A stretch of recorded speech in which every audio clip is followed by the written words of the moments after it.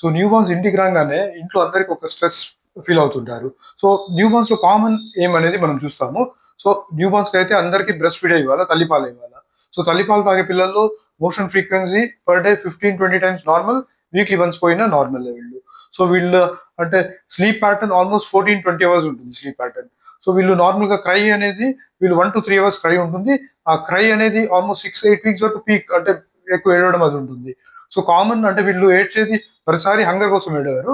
అంటే వీళ్ళ cold hot sensation కోసము, ఒక్కొక్కసారి గ్యాస్ వల్ల బర్ప్ చేసే అవసరం పడుతుంది. సో వీటి వల్ల కోసం కూడా వీళ్ళు క్రై ఉంటుంది. సో ఏడ్చే ప్రతిసారి పాలు ఇవ్వాలని అలా ఏమి ఉండదు. సో న్యూ బార్న్స్ లో థర్డ్ డే నుంచి కామన్ గా జాండీస్ స్టార్ట్ అవుతుంటుంది. So most of the times ఇది ఫిజియోలాజికల్ జాండీస్ అంటాము. ఒకవేళ సోల్స్ వరకు వస్తే సో అది ఎక్కువ అయినట్టు చూసుకోవాలి మనము.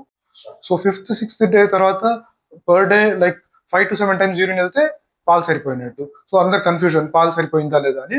సో ఇది క్లియర్ కట్ ఏమంటే 5 to 7 టైమ్స్ యూరిన్ వెళ్తే 24 hours లో పాలు సరిపోయినట్టే. ఇంకా ఫీమేల్ న్యూ బార్న్స్ కొంతమందికి అంటే వెజనల్ బ్లీడ్ అంటే లైట్ గా స్పాటింగ్ ఉంటుంది, అది నార్మల్. సో నార్మల్ గా వీళ్ళు కొంచెం వామిట్ లాగా కొంచెం స్పిట్ చేస్తుంటారు. సో దానికి కూడా కంగారు పడే అవసరం లేదు. సో దానికి 2-3 అవర్స్ గ్యాప్ ఇచ్చి ఫీడింగ్ ఇచ్చి ఆల్మోస్ట్ 1 hour వరకు బర్ప్ చేసుకోవడం అవి చేసుకుంటే సరిపోతుంది.